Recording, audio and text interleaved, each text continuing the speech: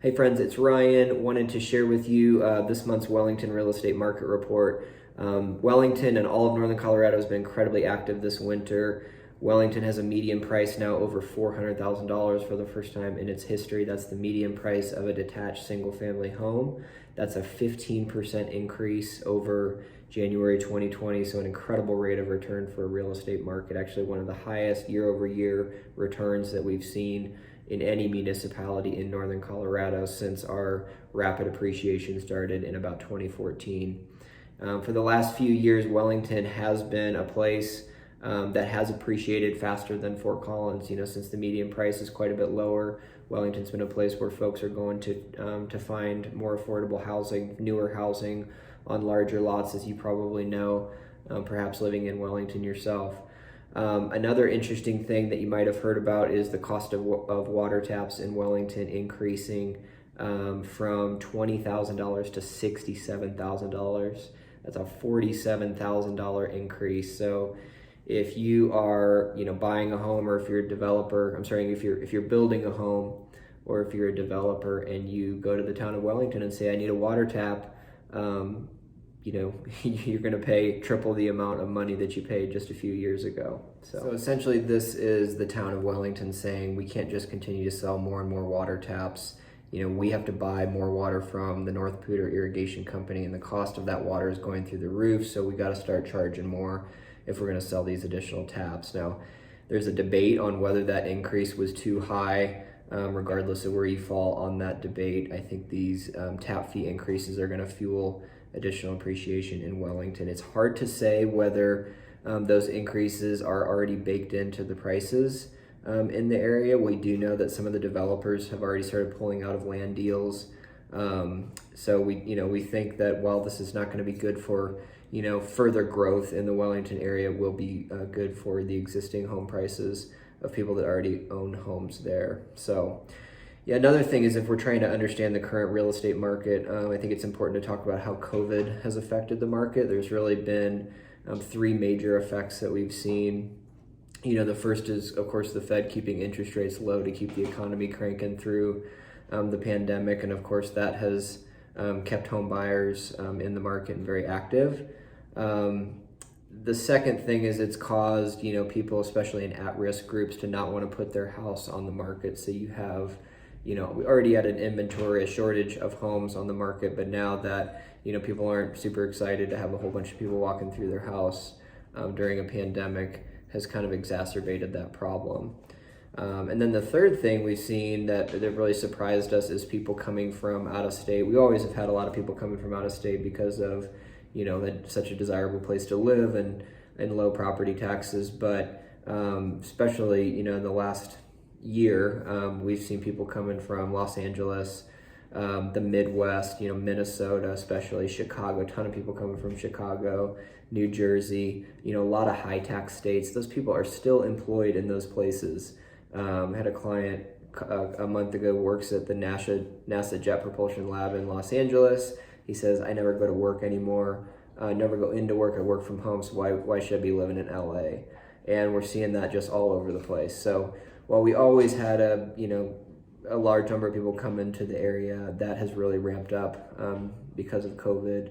And so that's another kind of COVID effect that we've seen. I think a lot of people don't realize that our property tax is half the national average, and it's like 1/4 of what it is in a lot of high tax states. So just kind of more fuel to the fire there. I think it's important for us to understand, we know that prices are up considerably. There's a lot of people that talk about whether or not the market's in a bubble. But if you kind of see what we see, and you see how many people are coming here, and you see where they're coming from and the prices they're paying in other places, and the fact that in some cases they're saving $1,000 a month, $1,500 a month in property tax by moving here, and in some cases paying less on a sticker price for a home. It's not hard to understand why so many people are coming here. So, as a homeowner in Wellington, what does this mean for you? Obviously, it's a great time to sell, but I think for so many people, they're hesitant to sell because if they're leaving town, obviously it makes it a little bit easier.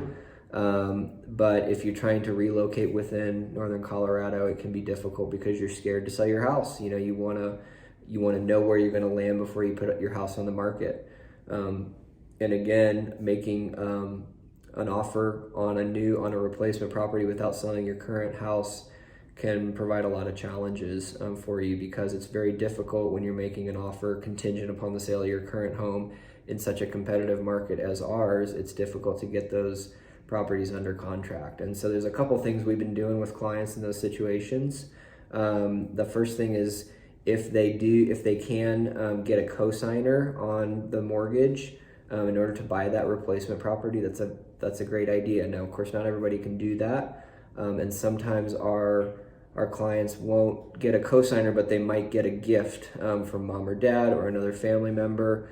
Do be aware that typically mortgage lenders only let you receive a gift from a family member. They don't typically let you receive a gift from a friend, because they're worried that that's going to be a loan. So if you can get either some gift funds or a cosigner on the mortgage that would allow you to put a replacement property under contract and be able to qualify for that replacement property without selling your current home, that means you can go shop, offer, and potentially buy without having to sell your current home. So that means you don't have to put your house on the market and sell it and not have a place to land. So that's been a great strategy for our clients. And it's always difficult to ask somebody to do the co-signing thing.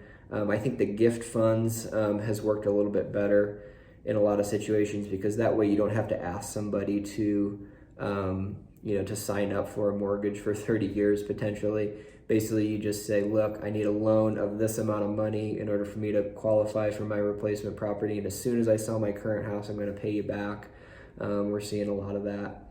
Another thing we're seeing is people, we're locating off-market property for people. So we do this through direct mail mostly. And if you have a particular neighborhood that you're shopping in, we can send letters to those people and try to line up a property for you that's not on the market yet. And usually properties that aren't on the market, they have a longer timeline, and we can a lot of times put those properties under contract before they go on the market. And so it's not necessarily competitive. A lot of times we can get that contingent offer done, and then we can go sell your home afterwards. Another thing is new construction. A lot of new construction a lot of times allows people to make that contingent offer. They don't care as much if you have a house to sell. And so a lot of our clients have been moving towards new construction. Another thing is a home equity line of credit. You can pull cash out of your current home. A lot of people have a lot of equity in their current home, and so a HELOC is a way to access that equity and put it down on your replacement property. So again, you can make that non-contingent offer. Last thing our clients are doing is going ahead. If all those options aren't appealing to them, they just go ahead and sell the property, and then you can ask for a leaseback a lot of times. And a leaseback is basically when you sell your house to the buyer, and then the buyer lets you stay in the house for up to 2 months after closing is typically the leaseback term. So that gives you a 2-month period, 30 days in escrow, and then a 2-month period after that in order to go find your new house. And during the 2 months after you close, you have your money in hand, so you can make that, again, non-contingent offer on that new home. And so that's another great option. So hope that gives you guys a feel for what's going on in Wellington and Northern Colorado in general. We'd love to discuss any of this with you. If you're thinking about selling your house, if you're trying to find that new home, or potentially leaving town, there's a lot to consider. We'd love to work through some of those details with you. So feel free to reach out. Thanks so much for watching. Have a great day.